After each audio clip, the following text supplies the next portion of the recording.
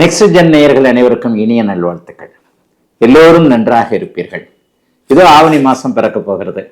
ஐயா, ஆடி மாதத்துல ஏதாவது ஒன்று நல்லது நடக்குமான்னு எதிர்பார்த்துக்கிட்டு இருந்தேன். கொஞ்சம் ஏதோ ஒன்று இருந்தாலும் கூட முழுசா நல்ல மாற்றங்கள் எதுவுமே இல்லை.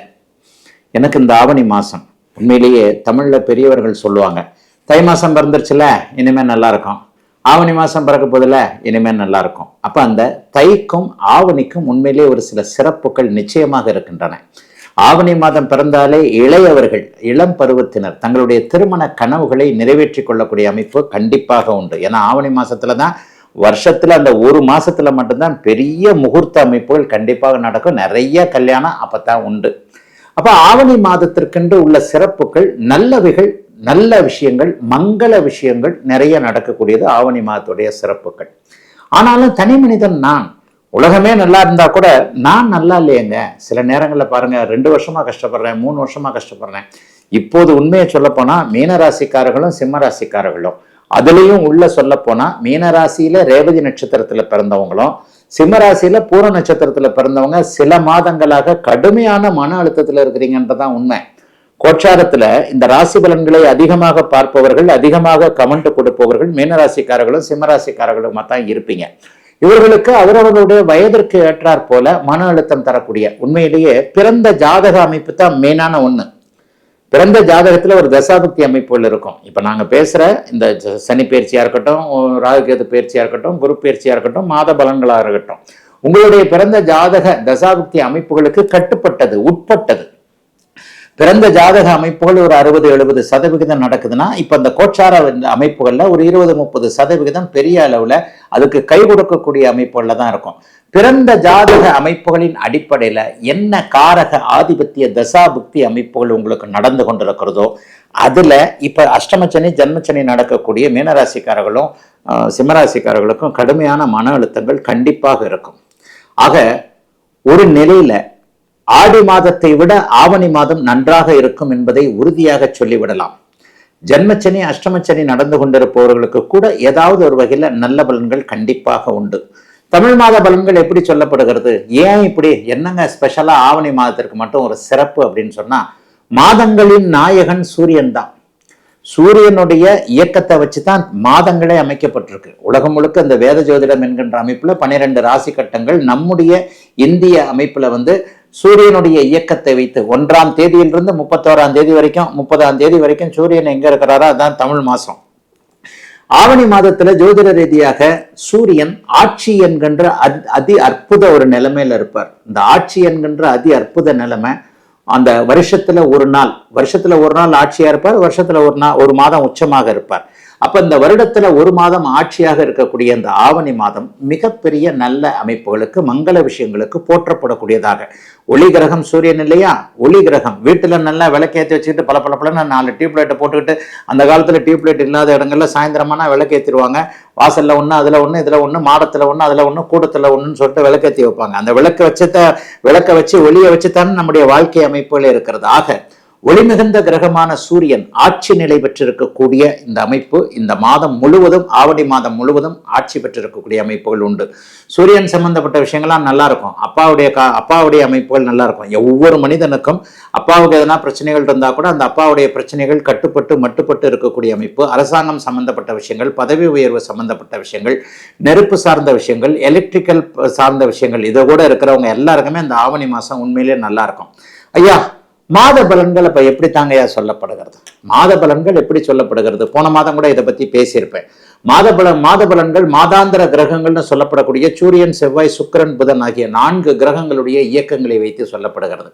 வருட பலன்கள் வருடம் ஒரு முறை மாறக்கூடிய, 2.5 வருஷத்துக்கு மாறக்கூடிய சனி, 1 வருஷத்துக்கு மாற்றக்கூடிய குரு, ராகு கேதுக்கள் 1.5 வருஷம். அப்ப இந்த மாத பலன்கள்ல இந்த சூரியன், செவ்வாய், சுக்கிரன், புதன், இந்த 4 கிரகங்களுடைய இயக்கங்கள் எப்படி இருக்கிறது என்பதை வைத்துத்தான் அந்த பலன். இப்ப ஆவணி மாத பலன்களும் நான் அப்படித்தான் உங்களுக்கு சொல்ல போறேன். ஆவணி மாதம் முழுவதும் சூரியன் ஒரே இடத்தில் சிம்ம வீட்டில், தன்னுடைய வீட்டில் ஆட்சியாக இருக்க, மிதுன வீட்டுல இந்த மாதம் முழுவதும் செவ்வாய் ஒரு நல்ல நிலைமையில இருக்கிறார். தன் ஒரு வீட்டிற்கு 3 இருந்தாலும், தன் ஒரு வீட்டிற்கு 8 இருந்தாலும் கூட புதனுடைய வீடு கொடுத்த புதன் இந்த மாதத்துல ஆட்சி உச்சம் என்கின்ற நல்ல நிலைமையை அடைய போறதுனால செவ்வாய் ஒரே நிலையில் மிதுன வீட்டில் இருக்க மாதம் முழுவதும் சிம்மத்தில் சூரியன் ஆட்சியாக இருக்க இன்னும் ஒரு பெரிய நிலைமையை சொல்லணும். ஆரம்பத்துல ஆவணி மாத ஆரம்பத்துல சுக்கிரன் நீச்சமா இருக்கிறார். சுக்கிர பயிற்சி மாதம் நடக்கும் ஒவ்வொரு மாதமும். இந்த நீச்சமாக இருக்கக்கூடிய சுக்கிரன் இந்த ஆவணி மாதத்தின் பாதியில 15 செகண்ட் வாரம் 15-14 தேதிகளிலேயே உங்களுக்கு ஆட்சி என்கின்ற இன்னொரு நிலைமைக்கு வருகிறார்.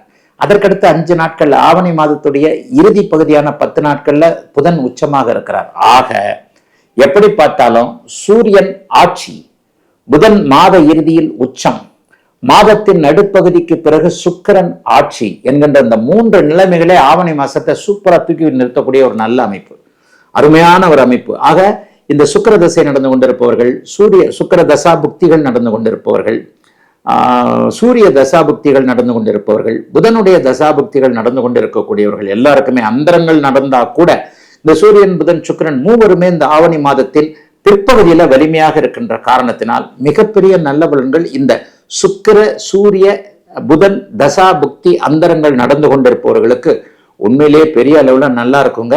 ஆக எதை பத்தியும் கவலைப்பட வேண்டாம். ஆவணி மாதம் பெரும்பாலும் எல்லாருக்குமே நல்லா இருக்கும். இப்போது நான் சொன்ன இந்த 3 கிரகங்கள் வலுவாக இருக்கிறதும் உச்சகுரு சனியை பார்ப்பதும் மிகப்பெரிய யோக பலன்களை தரும் என்பதால் எல்லாவற்றிலும் ஒரு நிறைவுகள் இருக்கக்கூடிய ஒரு அருமையான நல்ல மாதமாகவே இந்த மாதம் அமையுங்க. அடுத்து இப்ப 12 இது பொதுவான பலன்களை சொல்லிட்டேன். 12 ராசிக்காரர்களுக்கும் இது வித்தியாசப்படும் இல்லையா?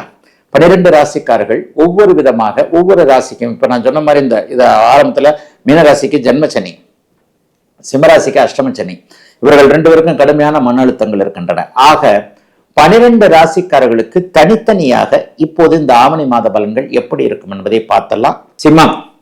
சிம்மராசிக்காரர்களுக்கு நிம்மதி கிடைக்கக்கூடிய நல்ல மாதமா இந்த மாதம் அமையும்.